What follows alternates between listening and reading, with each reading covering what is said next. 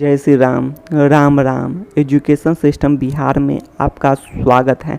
आज के इस वीडियो में बिहार एसटीटी न्यूज़ पर बात करने वाले हैं। आज का वीडियो काफ़ी महत्वपूर्ण होने वाला है, इसीलिए आप लोग वीडियो को अंत तक देखना न भूलें। तो शुरुआत करते हैं। सबसे पहले सोशल मीडिया पर वायरल इस मैसेज के सच के साथ, तो आप लोग वीडियो को पॉज करके देख सकते हैं। तो शुरुआत करते हैं। यह माध्यमिक एवं उच्च माध्यमिक विद्यालयों में शिक्षकों की नियुक्ति के प्रयोजन के संबंध में था, जिसके लिए प्रतियोगी प्रकृति की शिक्षक पात्रता परीक्षा आयोजित की जानी थी। तो इसका मतलब यह बनता है कि यह तो शिक्षक पात्रता परीक्षा ही है, भले ही इसका नेचर कुछ भी हो। आगे देख लेते हैं। मुख्य बिंदु 85/20/2020 किस संदर्भ में है? Syllabus case judgement. जैसा कि इस चैनल पर यह वीडियो भी उपलब्ध है सिलेबस केस जजमेंट का। उसके बाद आप लोग यह भी देख सकते हैं कि क्यों विस्तृत सिलेबस नहीं दिया गया, इस संदर्भ में भी बात बनती है इस 85/20 से। तो कंक्लूजन देख लेते हैं। इस वायरल मैसेज से स्पष्ट होता है कि एसटीटी शिक्षक पात्रता परीक्षा ही है, चाहे प्रकृति कुछ भी हो। मतलब एसटीटी शिक्षक पात्रता परीक्षा ही है, चाहे प्रकृति नेचर कुछ भी हो। अर्थात बात कर लेते हैं आगे। प्रतियोगी प्रकृति तो सिलेबस नहीं देने के लिए स्पष्ट किया गया था कि प्रतियोगी प्रकृति के बारे में, इससे भी स्पष्ट होता है। अब आगे क्वेश्चन आप लोगों के लिए बनता है। बिहार टीईटी एसटीटी 2011, इसमें क्या विस्तृत सिलेबस था? उसमें भी तो नहीं था। उसमें भी यदि याचिका होती तो यही बातें स्पष्ट होती कि वहाँ भी नहीं दिया गया था सिलेबस। मतलब साफ जाहिर है कि प्रतियोगी प्रकृति का परीक्षा होता है एसटीटी बिहार में। अब आगे देख लेते हैं। प्रतियोगी प्रकृति की शिक्षक पात्रता परीक्षा, जी बिल्कुल आंसर में आप लोग देख सकते हैं। आप भी जानते हैं कुछ प्रतियोगी परीक्षा अर्थात प्रतियोगिता परीक्षा की बात करें तो उसमें विस्तृत सिलेबस होता है और कुछ में नहीं होता है। यह भी जानते हैं आप लोग कि एक शिक्षक के लिए विस्तृत सिलेबस की ज़रूरत नहीं है, हिंट ही काफ़ी है। जैसे कि आप लोग एसटीटी 2011 में देखे होंगे कि बताया गया था कि 9वीं 10वीं कक्षा से 80% क्वेश्चन और 20% क्वेश्चन ग्रेजुएशन लेवल का आप लोग देखे होंगे। माध्यमिक शिक्षक के लिए बात कर रहे हैं। उसी तरह बात करें एसटीटी में भी यह बताया गया था। आप लोग विज्ञापन देखे होंगे और साथ साथ आप लोग जानते होंगे 28 जनवरी 2020 एग्ज़ाम जो कैंसिल हो गया था, उससे पहले भी बातें स्पष्ट की गई थी कि एसटीटी 2011 के तरह सिलेबस के बारे में। और आप लोग विज्ञापन एसटीटी विज्ञापन में देखे होंगे कि 100 क्वेश्चन के बारे में बताया गया था कि आपके विषय से, और 50 क्वेश्चन आप लोग जानते हैं सामान्य। उसके बाद आगे देख लेते हैं कॉमन। तो उसके बाद आगे देख लेते हैं कि क्या कहा गया था 85/20 में। तो 85/20 में याचिकाकर्ता के जो थे उसने बात रखी थी कि उदाहरण के लिए सीटीईटी का, तो आप लोग जानते हैं। और इसमें कुछ अंतर है, जैसे कि एसटीटी 2011 में भी देखा गया था कि उसमें भी विस्तृत सिलेबस नहीं था। अर्थात नेचर की बात करते हैं तो आप लोग जानते हैं कुछ प्रतियोगिता परीक्षा में सिलेबस जारी होता है और कुछ में नहीं। उसी अनुसार बात की गई थी इसमें भी, एसटीटी 2019 में हो या फिर एसटीटी 2011 में। इससे यही बातें स्पष्ट होती है। उसी तरह टीईटी 2011 2017 भी आप लोग कमेंट करके अपना विचार बता सकते हैं सिलेबस के बारे में, ठीक है। जहाँ तक विज्ञापन देखे हैं एसटीटी 2011 का, उस अनुसार से बात कर रहे हैं, ठीक है। आगे देख लेते हैं कि to select the best teacher, पात्रता परीक्षा में अच्छे शिक्षक कैसे क्वालिफाइड हों, चयन हो, इसके लिए बात कर रहे हैं। तो उसमें यह बातें स्पष्ट होती है कि विस्तृत सिलेबस नहीं, केवल हिंट काफ़ी है। जी एक शिक्षक के लिए हिंट काफ़ी है। और आप लोग जानते हैं यदि विस्तार में सिलेबस दे दिया जाए तो 50% मार्क्स लाया जा सकता था, लेकिन नहीं सिलेबस दे तो थोड़ा कठिन हो सकता है, यह भी बातें स्पष्ट हो सकती हैं। तो ऐसे में और आप लोग जानते हैं एक शिक्षक के लिए हिंट ही काफ़ी है, और हिंट में आप लोग जान चुके हैं, तो इसीलिए सिलेबस नहीं दिया गया था। उसके बाद आप लोग जान सकते हैं कि ऑनलाइन एग्ज़ाम और OMR बेस्ड एग्ज़ाम, जी दोनों तरह से एग्ज़ाम होते हैं। उसके बाद आगे बात कर लेते हैं, एक से अधिक शिफ्ट में एग्ज़ाम हो तो नॉर्मलाइजेशन की बात की गई, तो यह भी बातें हैं जिससे अच्छे शिक्षक का चयन हो, क्वालिफाइड हो। उसके बाद आगे बात कर लें शिक्षक पात्रता परीक्षा में क्वालिफाइड हो। उसके बाद आगे बात कर लेते हैं कि नॉर्मलाइजेशन इसलिए हुआ था कि किसी में आसान शिफ्ट में एग्ज़ाम हुआ तो ज़्यादा क्वालिफाइड और कठिन शिफ्ट में तो कम क्वालिफाइड, इसको देखते हुए नॉर्मलाइजेशन की बात की गई थी।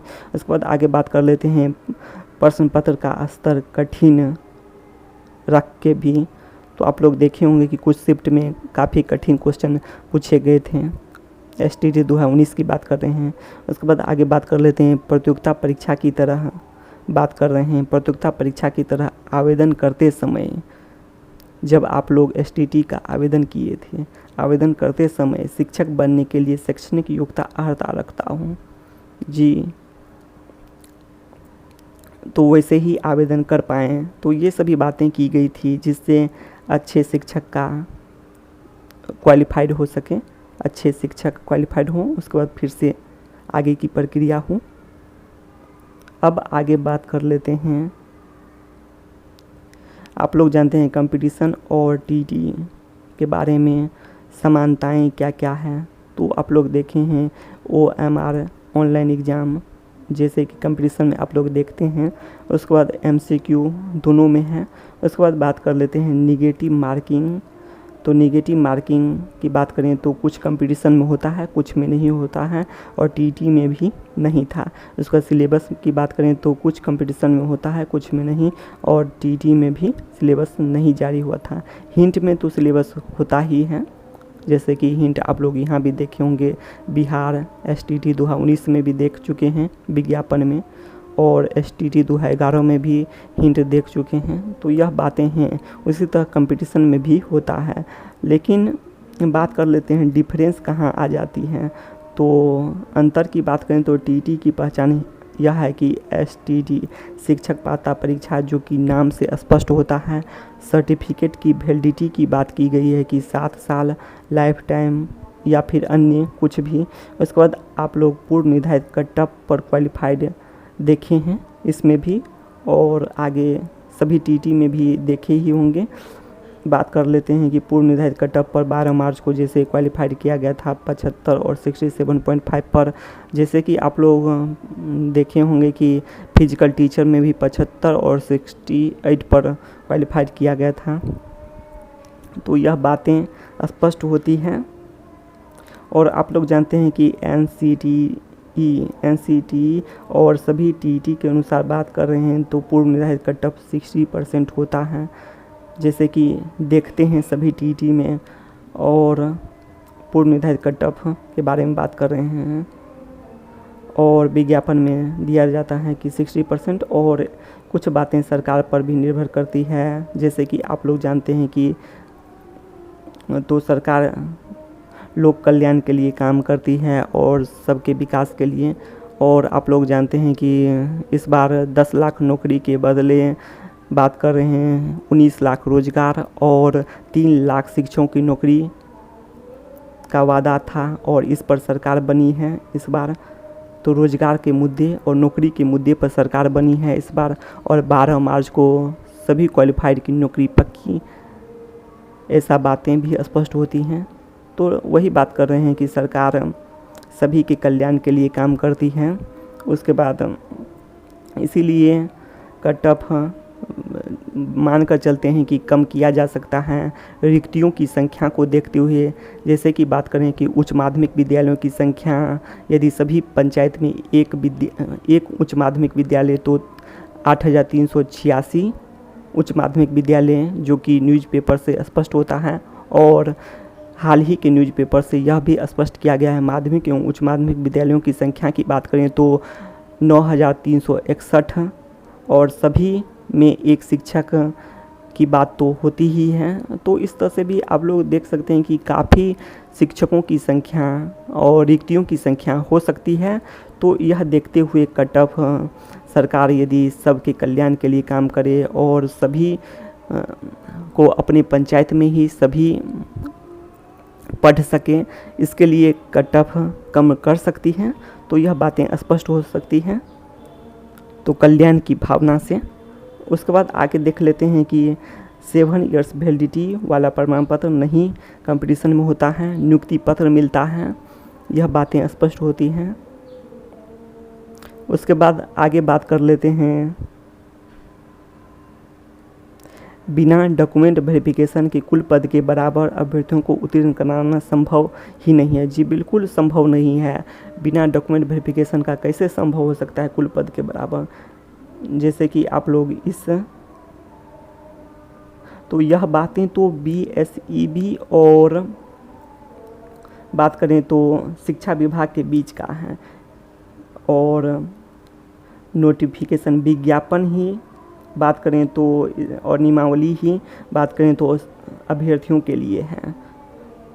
तो ठीक है।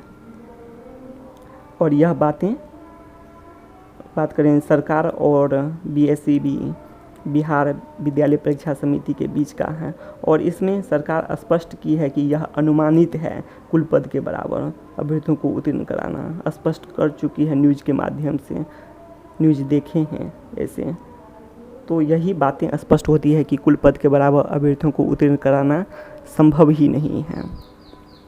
अब बात कर लेते हैं शिक्षक पात्रता परीक्षा में बिल्कुल ही संभव नहीं, वही बात कर रहे हैं क्योंकि आप लोग जानते हैं एजुकेशन क्वालिफिकेशन ये सभी बातें हैं, एज कैटेगरी, अदर जॉब ये सभी बातें, चॉइस, फ़ोटो, बीएड ये सभी बातें पर डिपेंड करती हैं, बीएड नहीं हो ये सभी बातें। अब आगे बात कर लेते हैं शिक्षक पात्रता परीक्षा में बिल्कुल ही संभव नहीं है, बिल्कुल ही तर्कसंगत नहीं है कुल पद के बराबर अभ्यर्थियों को उत्तीर्ण। हाँ, यह हो सकता है बिना सिलेबस का परीक्षा, ऑनलाइन परीक्षा, जैसे कि बात किए हैं इस वीडियो में, ऑनलाइन परीक्षा, जटिल प्रश्न मतलब कठिन प्रश्न जिससे रिक्तियों की अपेक्षा कम उत्तीर्ण हो सके, यह बातें संभव होती है। जी बिल्कुल संभव होती है यह बातें। अब NCT या सभी शिक्षक पात्रता परीक्षा के अनुसार बात कर लेते हैं। तो इसमें आप लोग देखे होंगे कि सभी शिक्षक पात्रता परीक्षा में जैसे बिहार STT 2011, बिहार TT 2011, 2017, उसके बाद आप लोग अदर स्टेट में जैसे कि हरियाणा TT इस सभी में देखे होंगे कि 60% जो है वह क्वालिफाइड माना जाता है, अर्थात 60% पर पास होता है, यह देखे होंगे। लेकिन बात कर लेते हैं कि आप लोग फिजिकल टीचर में देखे हैं कि 75 और 68 पर क्वालिफाइड किया गया और बिहार STT 2019 में भी देखे हैं।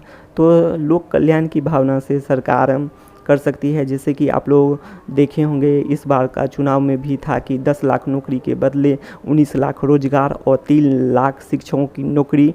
उसके बाद 12 मार्च को भी सभी क्वालिफाइड की नौकरी पक्की।